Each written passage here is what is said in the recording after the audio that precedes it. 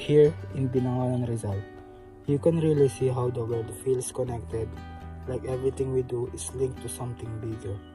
That's what internationalism is all about. Countries working together in groups like UNESCO, they push for education, science, and culture across borders. We want to see this too when we celebrate the Pagoda festivals.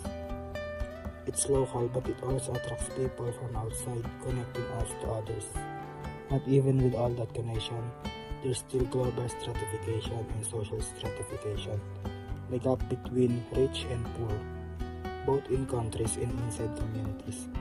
Traditions like the Feast of Saint Ursula shows us something different, because it brings people together no matter who they are. Some nations are still in the traditional stage, others are already in the take-off stage, or even at the drive to technological majority. Everyone grows at a different speed, just like how some towns keep old traditions while others jump into modern life. When we talk about growth, the benefits of regional integrations are obvious. Countries that work together to create jobs, open markets, and improve trade. That's linked to economic interaction and capital movement, like money, investments, and even tourism that flows freely. You see it here too, since businesses during fiestas benefits when more people come over. And let's be real, none of this would spread without communication and the role of media in globalization.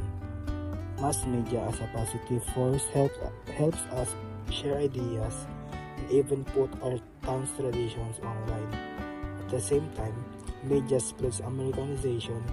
You see it in the clothes, the music, even the food we add into our own celebrations. Globalization also means people moving around.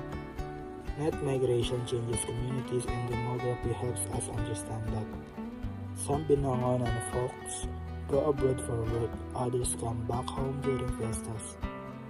But there's also challenges of demographic transitions, like overcrowding or aging populations.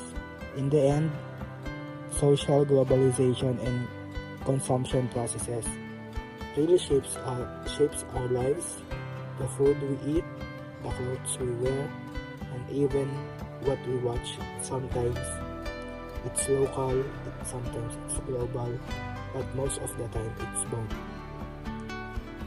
So when you look at Binangonan, it's not just a lakeside town, it's part of a bigger global story connected through culture, economy, and tradition.